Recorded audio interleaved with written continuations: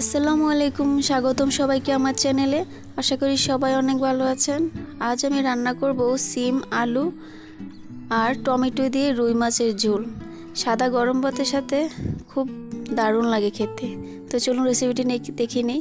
সিম আলুগুলোকে আমি ভালোভাবে ধুয়ে নিয়েছি। এবার আমি একটা প্যানে তেল দিয়ে পেঁয়াজগুলোকে ব্রাউন কালার করে নিয়েছি। এই পর্যায়ে দিয়ে দিচ্ছি 1 চামচ রসুন বাটা, 1 চামচ আদা বাটা, আর দিয়ে দিচ্ছি 1 চামচ জিরে গুঁড়া, পরিমাণ মতো লবণ, 1 চামচ হলুদ, 1 চামচ মরিচের গুঁড়া। মরিচের গুঁড়োটা আমি 2 চামচ দিয়েছি, আমার একটু ঝাল ঝাল খেতে ভালো লাগে। তো আমি এবার এগুলোকে একটু ভেজে নিচ্ছি আর একটুখানি ঝোল দিয়ে দিচ্ছি মশলাটাকে কষানোর জন্য। মশলাটাকে যত কষানো হবে তরকারিটা খেতে ততটাই ভালো লাগে। তো আমার কষানো হয়ে গেছে, এখন আমি সিম আলুগুলোকে দিয়ে মশলার সাথে মিশিয়ে নেব।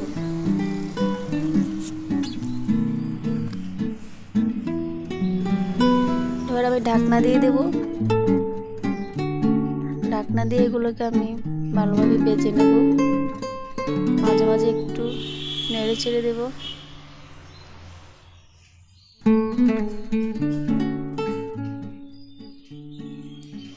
তারপর দিয়ে দিচ্ছি কাঁচামরিচ, টমেটো দিয়ে এগুলোকে আমি মিশিয়ে নিচ্ছি।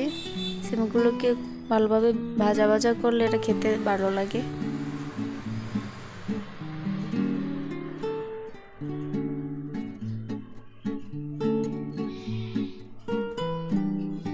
অনেকক্ষণ ভাজার পর আমি এবার জল দিয়ে দিলাম যাতে সিমটা সিদ্ধ হয়।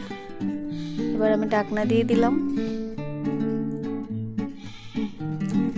আমার সিমগুলো প্রায় সিদ্ধ হয়ে গেছে। এখন এই পর্যায়ে আমি মাছগুলো দিয়ে দিলাম, দিয়ে ঢাকনা দিয়ে দিলাম যেন মাছগুলোর মধ্যে মশলা ভালোভাবে ঢুকে।